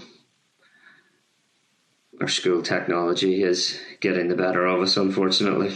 Unfortunately, Annalise hasn't been able to use school technology because this software can't be used with the school computers. So she's actually having to tether off her own internet on her phone, which is why it's bad at the moment. Well, if Annalise can hear us and she does get reconnected, I'm glad to bring her back in again. But maybe in the interest of time, I'll bring in some members to interact with you further to that testimony as well. Jen, Pat Sheehan, Deputy Chairperson there. Thanks, Claire, and thanks, Jen. I am reconnected. Sorry, Pat, I'll pause you for a second. Annalise, do you have connectivity there to speak briefly? Yeah? I'm connected again. Yeah, I am connected at the moment, but I've got my camera. I keep turning my camera off, but I think you can hear me at the moment. Just about. Go ahead there. Try and get a few key points out there, if that's okay. Thanks. The key points that Jen has raised was of the day in the life of a sub, but what we're also looking at is what we need as substitute teachers to be effective in the workplace and to be effective as members of the educational workforce. We're called subs, but we're not sub. Sub implies beneath or below. We are not subordinate. We are not subservient. We are not submissive. We are not substandard. We are substitute teachers, and at the moment we're having to be subversive in order to get our messages across. We would prefer to use the term substitute teachers because we have exactly the same qualifications as any other teacher in the classroom. In some cases more, because some of us are overachievers, but we are substitute teachers for a range of reasons. And just because we are substitute teachers does not mean that we should not be entitled to the same rights and roles and responsibilities and terms and conditions of teachers who are on a contract. Now, there's a number of reasons why people become substitute teachers. In many cases, because of the employment situation in Northern Ireland, there is an unwritten rule that you will apprentice as a substitute for a number of years before you get a full-time post. There are other substitute teachers who, due to personal choices through illness or disability, make a choice that rather than asking the school to make reasonable adjustments, they will choose to work as a substitute. There are many others at the younger and older age ranges who have caring responsibilities and choose to be a substitute teacher to work around their caring responsibilities because of the difficulties in achieving temporary variations of contract within schools. So in a lot of cases, being a substitute teacher isn't necessarily a choice you want to enhance your career. It's something you have to do in order to earn a living. And the living that we are earning has been shattered in the past couple of years through absolute loss of income during the partial closure of schools to rather unfairly calculated hardship payment, and now we're back to being the mainstay of the education system, in that the 4,500 members, substitute teacher members on NISTER, are being called on a daily basis to plug the gaps within the education system and keep schools open. So suddenly, from being only a sub, we are the subs who are in demand. And as being in demand, it's time that we were recognised. Many substitute teachers work on a daily basis. They're paid on a daily rate and they're contacted daily by schools. They can be paid on a daily rate for up to 4 years in the same 4 years working in the same school before their contract can be made permanent. A document entitled the TNC 2016 Appropriate Use of NISTER. But that's a document agreed by schools and by trade, is not necessarily being followed by all schools, in that schools are employing substitute teachers on a daily basis to cover long-term posts which should be on a fixed-term contract. Now, what's the benefit of a fixed-term contract? Apart from anything else, it gives substitute teachers a form of stability. Remember, our young teachers who are newly qualified, they need to get mortgages, they need to get loans for the car in order to get to school. At the moment, they need to get loans for fuel prices in order to get to school. But those are the kind of things that they're being paid on a daily basis without any form of stability. So the TNC allows for stability to be given, but we're not seeing it. Schools can do what they want. They can advertise through any kind of social media network for somebody to come in and cover their posts for a year or more, and nobody ever says to them, hang on a minute, should that not be on a fixed term contract? There was a maternity post advertised in social media last week for maternity cover beginning in May, running through until June, then starting again in September. Now, to me, a maternity cover covers the entire period of maternity. But this school wants to avoid paying a substitute teacher over the summer holidays. So they've split the maternity into two pieces. That's not fair. That's absolutely unrealistic. The other thing that as substitute teachers we don't get is we don't get any access to training that's relevant to our needs. We have got all the same qualifications as teachers on a contract, but when it comes to the annual training days, for example, safeguarding training, substitute teachers don't get it. They don't get access to that. So we have got 4,500 substitute teachers on this register. We've got no idea if or when any of them have completed safeguarding training. We are putting these substitute teachers into classrooms without knowing whether their safeguarding training is up to date. We know they've got Access NI, and the Access NI has got certain checks that are made, but we don't know if they're up to date. They can never be up to date on changes like changes of exam criteria or dates for entry for exams, because substitute teachers cannot access the C2K system. And they can't access that because they're only substitute teachers. We've got no access to information that other teachers have. Annalise, can I come in there? We're really pushed for time. I'm really keen to make sure that you have an opportunity to hear from Pat and Diane here from the other members. You've given us a really good insight today of the seriousness and the extent of the issues, and I think you've made a really clear case for just how much attention the Education Committee needs to give this issue. But can you allow me to bring in Pat Sheehan, MLA here, and then Diane Dodds? Thanks. Thanks very much, Chair, and thanks to Jen and Annalise and Justin. I just want to apologise to Justin for not being present at the previous presentation. I was in the TEO committee who were dealing with the report on the removal of the fair employment exemption for teachers.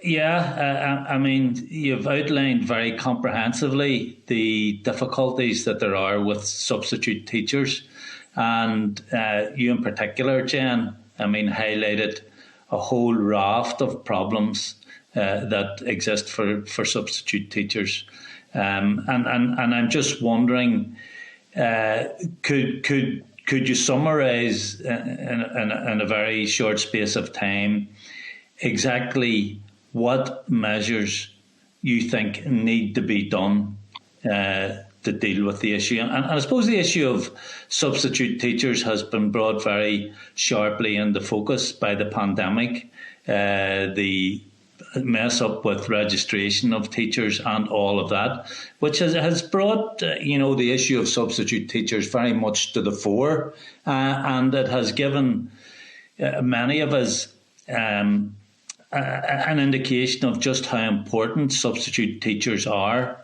in the education system and how unfairly they are being treated by the system. So, if you could summarise it fairly quickly, because I know the chair is pushing us for time here, about what you think needs to be done in the immediate term, in the short term, and in the longer term. Thanks. Thanks, Pat. Pat, I would just direct your attention back to the paperwork that we've sent through to this draft document, because in that we outline each of the issues and then we outline what we believe are the solutions. I can certainly touch on a few of those for you. Annalise was just addressing the fact that we don't have the same rights as other staff, and that often schools are, putting out job things and things that are actually not even, we're expected to work the same hours, but not given the same rights as other staff. We believe that there needs to be, substitute teachers need to have the same rights as other permanent staff in the school. And we believe that we need to have the same rights of employment that are contained in the likes of the agency worker regulation. We believe we should be able to access the same training that full-time colleagues have. We believe there needs to be an actual body for substitute teachers. I wasn't aware of it, but Annalise drew my attention to the fact that if you're a special needs teacher within a school, which is a very specialised, role, that actually there is a body that advises special needs teachers, but there isn't anything for substitute teachers. And at the moment, the main place people are directed to is that Facebook group that I admin. And I don't know the answers to a lot of the issues, but we find that people have encountered a lot of the problems and will start to give advice to each other on these things. So we definitely need some sort of system that actually provides some sort of people we can go to for advice. I think we need to map the workforce in Northern Ireland. If the pandemic has shown anything in the recent months, it's that really we have a lot of people who are not able to gain full-time employment in the field of teaching. And the other issue with that is that a lot of the people that we have trained to be teachers, because we have turned out so many, maybe more than we need in some respects, have then left teaching. And then when you do have an emergency where you suddenly need the substitute teachers, they have gone elsewhere with good reason, because they haven't been given the same rights as the rest of the workforce have. We think schools need to be sanctioned if they're not actually really going along with what Annalise was referring to, which was the TNC 2016/1 inappropriate use of NISTER, and also the one that actually governed how schools are supposed to book, teachers, because, as we say, schools are suiting themselves and there is no one policing that. There is no one checking with the schools, and they know that, and they're getting away with treating substitutes even more unfairly by expecting them to work hours that are the same as the other staff, exactly the same as the other staff, to do directed time, to do all of the marking, to do all of the planning for a teacher who is maybe off on a permanent sickness, but not to be given pay over the same stretch of time as the other teachers are. It's just... and it's clear that substitute teachers need to have clearly defined rights within the system. Yep. And of course, there needs to be proper workforce planning within the system also. Absolutely agree with you on all of that. We have started to present some of these things on the main Collaborate Teachers page. We started to say, listen, this is what subs don't have to some of the teachers in charge of cover. For example, one of the things I outlined there in my day in the life was the fact that we don't have access to a lot of information, and also to computer systems, to email addresses. So that is something we have brought up. We don't get a time budget like other staff. Like I missed my break in that example there, which really is illegal technically. We don't have access to printing, photocopying. We don't have access to things that to me seem absolutely bizarre, like special needs information about a class, to fire alarm. What happens if a fire alarm goes off? To what the expectations are for the day of a sub. A lot of those arrangements, those things we have started to sort of get the word out. But that school is not under no school is under any sort of obligation to have to produce some sort of document to give to a sub. Some have, but that's not even something that's been championed by anyone, Can I come in this? Yes, Justin, go ahead. Yeah, I'd like to expand on the point that Annalise and Jen have both raised around the misuse of the NISTRA register. There are 4,500 active substitute teachers, but you have to remember within that, there are probably half of them are actually engaged in long-term work in schools. They're not really substitute teachers. Schools are meant to employ people through the proper processes with contracts. If you were to advertise a post over 6 months, it should be advertised. And I actually think there's a connection to the teacher exemption in the Fair Employment and Treatment Order here, because it's created the impression that anything goes as far as schools are concerned. If a teacher is employed on a proper contract, after 3 months of continuous service, they gain the right to sick pay. If a school employs somebody through the NISTRA register, after 3 months, they still don't have any right to sick pay. Now, that's a clear violation of the fixed term workers order. And our view is that practice goes on because we don't have access to the Fair Employment Tribunal because of the teacher exemption. Because there are schools out there where almost every permanent post is created by people who've come in through NISTRA for a year, 2 years, and eventually they get to 4 years and assert the right to permanency. And we think that abuse of that NISTRA register and of those teachers needs to end. And I actually think one of the first steps will be if the Executive Office deal with the teacher exemption. And if we had been afforded the right to give evidence on that to the Executive Office Committee, that would have been one of the main points I would have been making there, because it's leaving this large cohort of teachers, the people who actually keep schools going, being denied the right to sick pay and been denied the right to equal treatment that other teachers have. Okay. Well, can I just finally, just a final word from me, Chris? The Executive Office Committee signed off its report on the committee stage of the FIDO Private Members Bill that Chris is bringing forward through the Assembly. Now, it's going to be a tight squeeze to get it through before the end of the mandate, but we're hopeful that it can be done. And that exemption will be repealed before the end of this mandate. So keep your fingers crossed for that. So thanks, Jen, and thanks to Annalise. No, she's having communication problems there, and yourself, Justin. Thank you. Thanks, Pat. Can I bring in Diane Dodds, MLA? Thanks.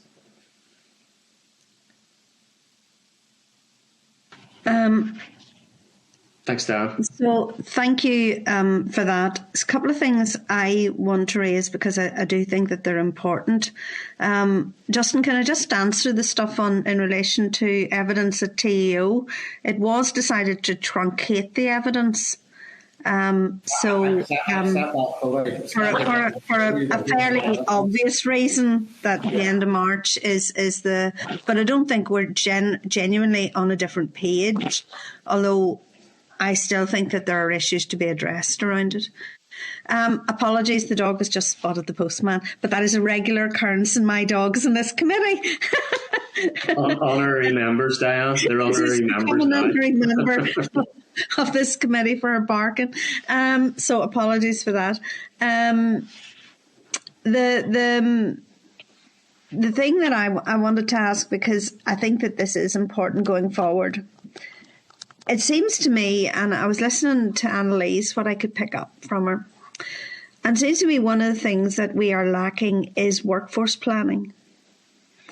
And that workforce planning, because it is very sad when a young person goes to university, Stranmillis, St Mary's, Ulster, wherever they go, and they come out, and as Annalise said, there's almost an unwritten expectation that they do 4 or 5 years of subbing here, there and everywhere, hopefully get into a school that they like and that the school likes them, and an opening becomes available. Because that's, like, let's be absolutely honest, that's what's happening. And I think one of the things that is lacking is the workforce planning. And if COVID has taught us anything, it has taught us that flexibility as well that substitute teachers give in the workforce is also massively important. So that substitute teachers should be part of that workforce planning going forward. And I think that that's probably a pretty huge and maybe contentious piece of work for the future. And I'd just like to know your views on that, because I do think that that's where part of the problem lies in this issue. Also, Jen, thank you for, and forgive me, it was a bit humorous as well, maybe because I could recognise some of the issues, and I've been one of those people that has sat in the staff room and some of those issues, not quite knowing where to sit, not quite knowing what you need to bring with you, etc., etc. Long time ago, but those things are like stripes. You never really lose them. They just kind of are with you a lot of the time. And what I would really like to ask you is, what are the most important identified rights that you want for social or for substitute teachers? Not a long list. What would be your top 3 things that you want that would make life easier and that schools could actually practically do very, very quickly? I mean, the ones that I can think of, I'm not sure if it's within schools' power to do. I guess one of the main things that we really saw as an issue was Nister, which is why I contacted Chris, and we were connected up to Nister, and thankfully there is change coming in that, because that was just becoming such a massive issue, interrupting substitutes' lives, but also, a burden for the teachers in charge to cover. But I guess outside of that, to me, the crucial things are being given the same rights as other teachers, because as Annalise outlined, we are seen as sub. When you go into a staff room now, and I have been a permanent full-time teacher. That's a controversial thing for me to say, because I admin a substitute teacher page, and a lot of them have never had jobs. I actually went and worked as a youth worker for a while, and that's partly why I deliver Engage now, and have written a lot of stuff for delivering the pastoral care stuff. But actually, the thing that shocks me more than anything else, having had the rights, is coming in as a substitute and not having them, and not being seen as the same as everyone else. And sometimes it being assumed that I'm going to do tasks which would not have been expected of me as somebody with full rights, seeing other people maybe have access to the likes of, actual hours that they are not allowed, where they're not allowed to be made to do something else, whereas as a substitute, I have to do whatever I'm told, and my time is the school's. Now, I have been very fortunate, and the school that I'm in are amazing and actually are very, very gracious and very kind to me. So I cannot say that that's every school, but I have been in schools where I have felt very used and abused in many shapes and forms. I think also that substitutes really need access to training. That for me is like how on earth can someone be a teacher and not have safeguarding training? I am delivering Engage pastoral care. I have pupils 2 days a week, 5 pupils. I see 1 an hour, every week. And I have constant issues with pupils who have safeguarding issues And because I am really used, I suppose it's more like a youth work session because I've been a youth worker. That's why they have me there. And it is very relaxed. They can open up to me, and I'm not one of the full-time teachers. And sometimes it's been a fairly constant thing of young people actually talking about issues that have never been heard of in school before in their lives, which I then have to actually go and report to the person in charge of safeguarding. And I have not had safeguarding training. I have been trying to get that from my union, and my union currently do not do safeguarding training that's particularly for subs. And I've been then campaigning with the union to try and actually set up safeguarding training that is purely for substitutes. So that is, to me, being able to access training and the same training that everyone else can get is just paramount. And part of that is how they professionally develop. At the moment, we are not being able to access professional development. It is all placed on the teacher to do so. And if you are a newly qualified teacher who goes straight into substituting, you don't know that it's on you to do it. You don't know who to ask. You don't know how to get what you need. Our page is hopefully helping to offer some advice within that remit on those issues.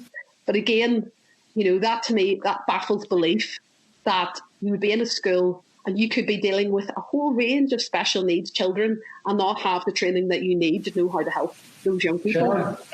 Sure. In the earlier session, Robbie asked the question, what could we learn from COVID going forward? And I think one of the things that outside of schools, the system, the education authorities should be learning how to use these online portals, for example, to provide training for substitute teachers.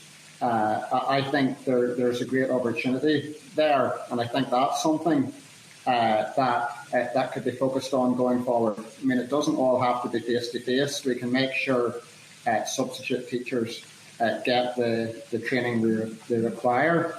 And the other thing, I think the point was raised, and I know Annalise has been pushing this in some group she's on, is having parallel rights to what happens under the Agency Workers Directive. Now, we don't want subs to be agency workers, but if you're an agency worker, after 12 weeks, you gain the same rights as a permanent worker. We believe that if a substitute teacher is employed for more than 12 weeks continuously, they therefore should gain all the same rights as everyone else. Because our suspicion is that there are many schools using NISTRA or misusing NISTRA so that they don't have to give people their full rights. Okay. Can I bring Diane back in there then? Yeah. Yeah, just to say, Jen, I accept what you're saying about training and professional development, and I think that is something that this committee can reflect in its deliberations on this particular issue. And I do think that is important. Can I also say thank you? The sort of work that you're doing is exactly the kind of thing that I talk about a lot on this committee, the kind of building emotional resilience for young people and children.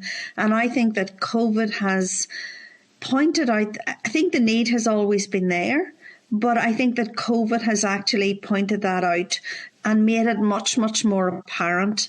And it's one of those things that I would genuinely like to see more mainstreamed in schools, because I think that young people need to be able to talk about issues that they can talk to you about, but probably nobody else about.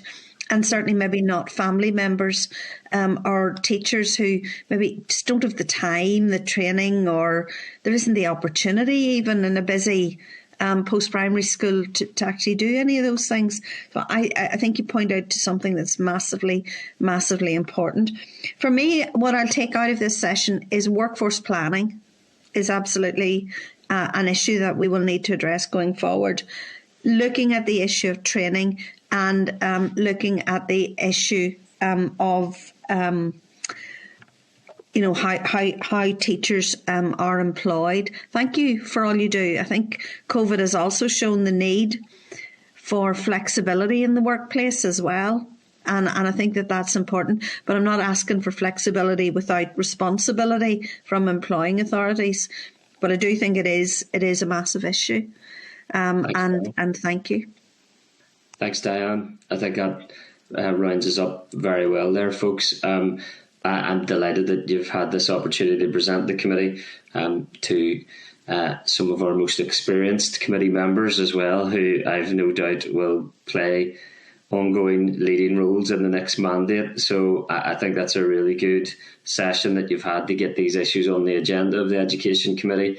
Obviously, this Assembly mandate draws to a close in the next 2 weeks, and it will be the next Assembly that will be tasked with delivering on these issues for you. But I'm really glad that we were able to get that evidence on our record in advance of our legacy report writing.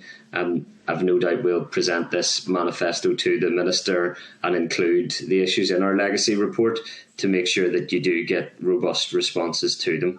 But like Diane has said there, thanks so much for all the work that you're doing, and hopefully we'll be able to improve these circumstances for you to facilitate what you want to be doing, which is given the best educational experience possible for our children and young people. So thank you so much. Thanks. Can I just say a really big thank you, Chris, for all of your time? And can I thank the Education Committee for hearing us today? I really appreciate. I know you work hard and your time's very limited, so I'm really thankful for that. So thank you. Thanks, Jen. Thanks, Justin, and thanks to Annalise too. Thank you. Bye. Okay, can I ask Assembly Broadcasting to remove witnesses and to add members back to the spotlight? Clark, do you want to summarise any actions before I round up the meeting? Thanks. Thank you, Chair. As you said, we can send the substitute teacher manifesto to the Minister and ask for a relatively quick reply on that. We can also reflect what Annalise and Jen have said in the legacy report and refer that to a future committee to reprise. Thanks, Chair. Thank you. Members, I realise we're tight for time, but I think you'll agree that was a helpful session. I think substitute teachers is going to be an issue for us to get into, and the wider workforce planning, as you said, Diane. Okay, any other business? Can I ask a question? Diane, I may have missed this, forgive me if I have. No put it down just in attention.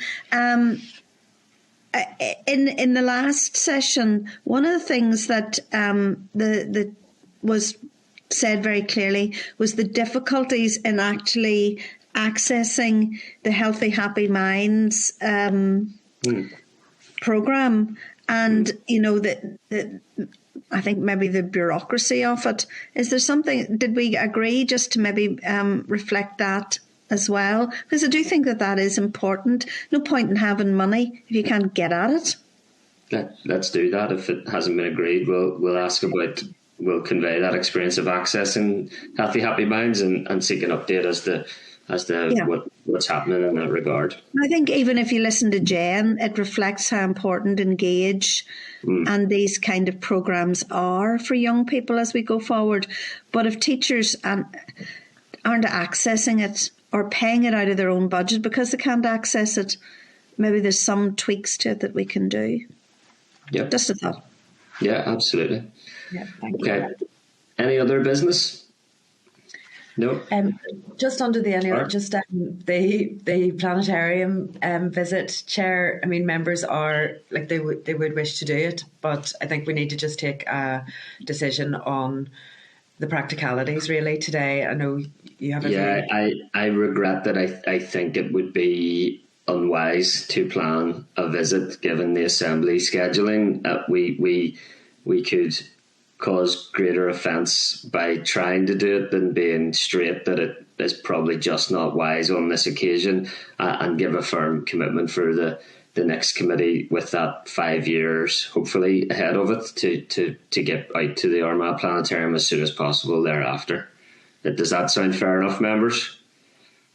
Absolutely, Chris. Yeah. I mean, the Wednesdays are going to be sitting days from now on, so the first priority is going to be plenary. I think so. If we could apologise for that, Clark, and emphasise that it is a visit that the committee will try to reschedule ASAP. Thank you, Chair. Thank you, members. Thanks. Okay, members, the next meeting is next Tuesday, the 15th of March at 9 a.m. Would you know what's on the schedule that morning, Clark? Yeah, that's a budget presentation from the. Yeah. Okay. Get that one in the diary, Diane. Yeah, I love the old budget questions. Okay, thanks, folks. The committee Take meeting care. does. Bye-bye.